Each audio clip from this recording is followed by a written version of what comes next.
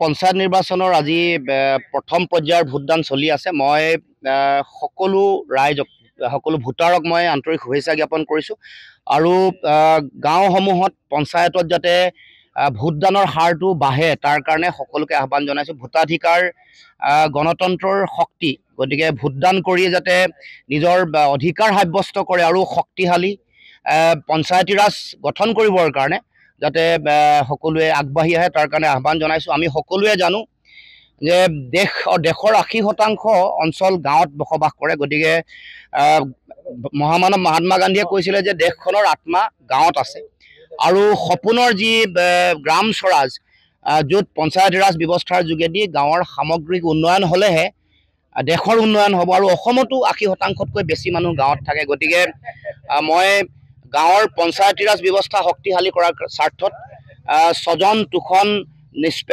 নিষ্পেষণ দুৰ্নীতি ভ্ৰষ্টাচাৰবোৰ শেষ কৰাৰ স্বাৰ্থত এক স্বচ্ছ নিকা পঞ্চায়তী ৰাজ ব্যৱস্থা গঠন কৰিবৰ কাৰণে সকলোৱে যাতে ভোটদান কৰে সেইকাৰণে আমি গুণগতভাৱে আমি ভাল ব্যক্তি প্ৰক্ষেপ কৰিছোঁ। আমাৰ দলৰ ফালৰ পৰা সুৰজিত গগৈ, আপোনালোকে জানে যে জিলা পৰিষদৰ ইয়াৰ প্ৰাৰ্থী, গতিকে তাৰ উপৰিও আমাৰ যিসকল প্ৰাৰ্থী আমি নিৰ্বাচন কৰিছোঁ শিক্ষিত গুণগতভাৱে আগবঢ়া সমাজৰ প্ৰতি দায়বদ্ধতা থকা এইবোৰ এনেকুৱা ধৰণৰ কথা আমি পৰ্যালোচনা কৰি এই তেখেতসকলক প্ৰাৰ্থিত্ব দিবলৈ চিন্তা চৰ্চা কৰিছোঁ। গতিকে মই আহ্বান জনাইছোঁ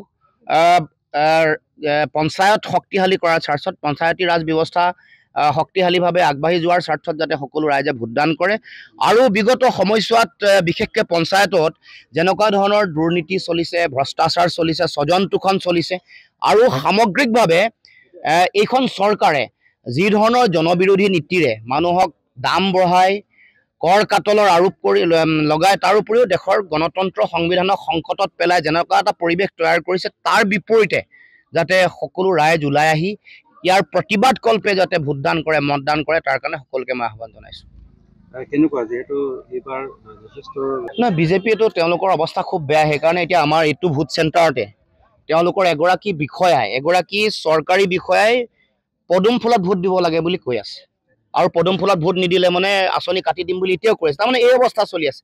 বিজেপিয়ে তেওঁলোকৰ বিষয়াসকলকো ব্যৱহাৰ কৰে, য'ত মোৰ নিজৰ ভোট চেণ্টাৰ মোৰ ৱাৰ্ডতে আকৌ বিষয়া আহি আমাৰ গোটেই চিনাকি মানুহ ঘৰৰ মানুহকে তেওঁলোকে পদুমত ভোট দিব লাগে বুলি তেওঁলোকে অনুৰোধ কৰিছে, আহ্বান জনাইছে।